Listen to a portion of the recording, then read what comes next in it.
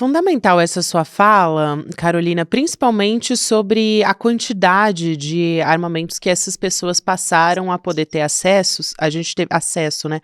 A gente teve um recorde de 12 casos em 2023 e, como você disse, parece pequeno quando você olha, mas aí a gente vai pegar esses casos que foram noticiados publicamente na imprensa. Por exemplo, a gente está falando aqui de um caso que um casal adquiriu 26 fuzis, T4 Taurus, né, que foram repassados, né, que seriam repassados, na verdade, a investigação conseguiu impedir, mas seriam repassados para o Comando Vermelho no Rio de Janeiro, e 11.000 munições. Então, só para a gente ter ideia do tamanho desse universo, todos esses itens controlados, eles eram comprados e transportados legalmente com guias de trânsito do Exército.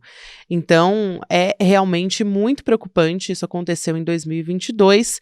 E eu aproveito para te perguntar, além desses casos que saíram na imprensa, dá para a gente pensar também numa subnotificação desses casos? Porque a situação poderia ser mais alarmante se a gente considerar investigações que ainda estão em curso e casos em segredo de justiça também. Além disso, existe um investimento de fato a contento para descobrir esse tipo de caso por meio das investigações?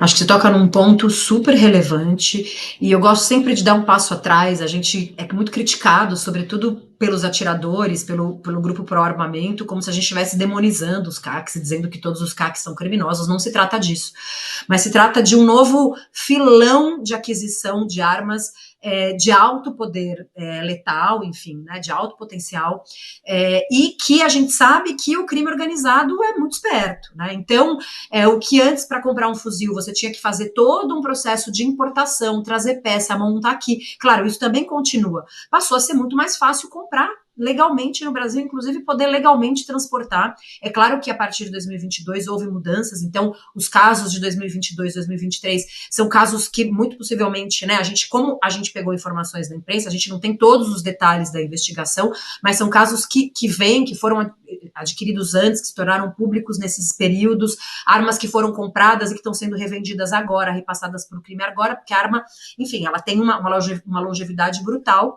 Então, é muito possível que existam muitos outros casos em que a gente não teve acesso, e, de fato, é muito preocupante porque são muitas armas, de altíssimo calibre, né, muito impactantes para o crime organizado, aumentando o poder de fogo de crime organizado. A gente viu casos graves, né, desse chamado novo cangaço, em que armas muito poderosas estão circulando na mão de criminosos. Então, é mais uma fonte de acesso à arma para o crime. E isso demanda, por outro lado, do poder público um investimento enorme em investigação.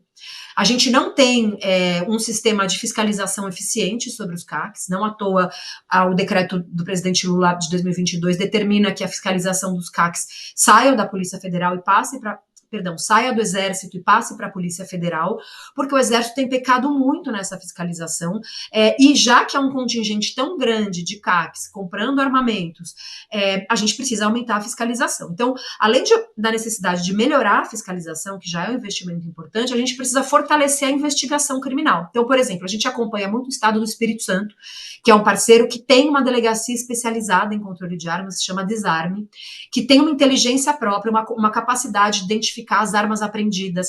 A gente viu o fenômeno de aumento de armas artesanais, que são produzidas artesanalmente, que tem um poder de fogo importante. Essa delegacia conseguiu identificar essas dinâmicas e conseguiu desbaratar as quadrilhas que estavam fazendo isso. O Espírito Santo também, o último caso mais recente que saiu no nosso levantamento, foi um caso também no Espírito Santo, de um CAC que comprou cerca de 60.000 munições legalmente e estava repassando para o crime organizado. Então, é preciso desse investimento, delegacia especializada, parceria com a Polícia Federal e com o Exército para rastrear a origem dessas armas, fortalecer o trabalho da Polícia Militar para apreender essas armas, né? Então, veja, é um investimento importante e que o Brasil ainda está engatinhando nisso. Então, a gente tem mais armas em circulação, uma nova fonte que alimenta o mercado ilegal e pouco investimento em investigação e fiscalização. Essa conta não vai fechar, infelizmente, a gente ainda vai ver muitos mais casos dessa migração aí de armas para o crime organizado.